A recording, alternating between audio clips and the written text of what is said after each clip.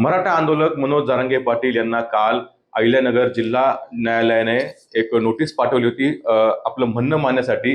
त्याचं कारण असं होतं की एक गुन्हा जो आहे तो बारस्कर महाराज यांनी दाखल केला होता आणि त्या प्रकरणी अनेक आरोप जे आहे मनोज जरांगेंनी माझ्यावरती केले होते आणि त्या प्रकरणी हा गुन्हा जो आहे तो कोर्टामार्फत दाखल झाला होता। मात्र ते काल हजर राहिले नाही। या संदर्भात आपल्यासोबत बारस्कर महाराज आहेत, त्यांच्याशी आपण बातचीत करणार आहोत। काय सांगा, काय नेमकं हे प्रकरण होतं? हे प्रकरण असं होतं की मागच्या 2024 मध्ये मनोज जरांगे यांनी माझ्यावर आरोप केले की तुम्ही देवेंद्र फडणवीस म्हणजे त्यावेळेस उपमुख्यमंत्री गृहमंत्री यांच्याकडून मी 40 लाख रुपये घेतले आणि जरांगेवर आरोप केला। म्हणजे त्याचा जो आवडता शब्द आहे सुपारी घेतली, सुपारी घेऊन मी जरांगेवर आरोप केले।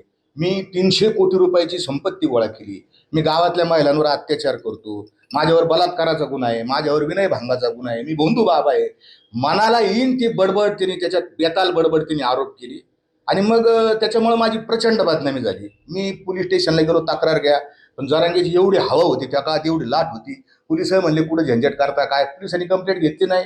माझ्यावर जो डाग लागलेला आहे तो डाग पुसण्यासाठी मला त्याच्यावर कंप्लेंट करावी लागली, फिर्याद करावी लागली। अहिल्यानगरच्या जिल्हा न्यायालयामध्ये मी त्याच्यावर प्रायव्हेट कंप्लेंट केली। पोलीस माननीय न्यायालयाने त्याला नोटीस काढली। वर्षभर तो टाळाटाळ तोंड लपित होता, नोटीस घेत नव्हता। शेवटी त्याला नोटीस मागच्या महिन्यात 8 जानेवारीला त्याला नोटीस मिळाली। नोटीस मिळाल्यानंतर त्यानं हजर होणं 10 तारीख होती, आता कालची जी 10 फेब्रुवारी तारीख होती त्या तारखेला हजर होणं गरजेचं होतं। पण हे जरांगे महोदय तुमचे हे संघर्ष योद्धे श्री श्री श्री 96 कोय मराठा कुठं तोंड लपून बसले तुम्ही जरांगे? या ना, मी 40 लाख रुपये देवेंद्र फडणवीस यांच्याकडून घेतले, सिद्ध करावे ना। मनोज जरांगेंनी का सिद्ध करत नाही? कुठं माझ्या कोणत्या पोलीस स्टेशनवर माझ्यावर बलात्काराचा गुन्हा आहे, कुठं विनयभंगाचा गुन्हा आहे, कोणचे 300 कोटी रुपये मी गोळा केले? मनोज जरांगे तुम्ही सिद्ध करून द्या। हा जो नेता म्हणजे आता 5 फेब्रुवारीला मनोज जरांगे काय म्हटले की आरोप करायचे, मग ते सिद्ध करायची जबाबदारी सुद्धा असती, नाहीतर मग आम्ही गुन्हे दाखल करू। जरांगे, मी तुमच्यावर गुन्हा दाखल केलेला आहे, तुम्ही माझ्यावर आरोप केले, मी तुमच्यावर गुन्हा दाखल केला, कोर्टात या, तोंड लपून बसू नका।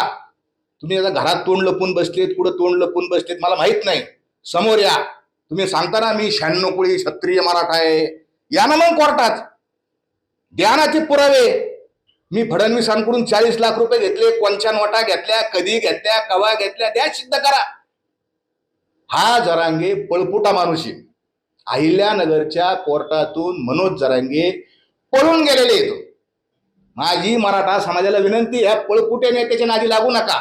ते काल हजर राहिले नाही हजर राहिले, नाही राहिले हजर। पुढचं काय प्रक्रिया? आम्ही कोर्टाला विनंती केली की बाबा, माननीय न्यायालयाला विनंती केली की बाबा याच्यावर पुढची ऍक्शन घ्यायला वॉरंट काढा। तर कोर्टाने आज सांगितलं नोटीस मिळाल्यापासून 90 दिवसाचा जो कालावधी असतो नैसर्गिक न्याय तत्वावर, कुणी असो, तो जरांगे असो किंवा कुणी कसाबा असो, नाही तर कुणी असो, त्याला तेवढा पिरियड आपल्या न्याय व्यवस्थेने दिलेला आहे। त्यांनी तेवढ्या मग त्याला कोर्टाने 27 मार्च ही शेवटची तारीख त्याला दिलेली, 27 मार्च पर्यंत त्यांनी त्याचं म्हणणं सादर करावं आणि मग त्याचं म्हणणं त्यांनी आरोप डिनाय करावे, काय त्याचं काय असेल ते म्हणजे मला मंजूर आहे, मला मान्य आहे, अमान्य काय ते सादर करीन आणि त्याच्यानंतर आमचं आर्ग्युमेंट होईल आणि पुढची प्रोसेस होईल। नाही आला तर मग आम्ही विनंती करू, याला वॉरंट काढा, पकड वॉरंट करा आणि मग त्याला पकडून आणा कोर्टात, तसा नसला येत तर, अशी आम्ही विनंती करणार आहे पुढच्या तारखेला। तर निश्चितच आपण बघितलं की पुढची प्रक्रिया जी आहे न्यायालयीन प्रक्रिया आता सुरूच राहील आणि आम्ही महाराष्ट्र महाराजांनी देखील मागणी केलेली आहे की आता जर ते हजर राहत नसेल तर त्यांना पकडून आणा। कॅमेरामॅन कसं कुणाल जायकर, TV9 मराठी, अहिल्यानगर।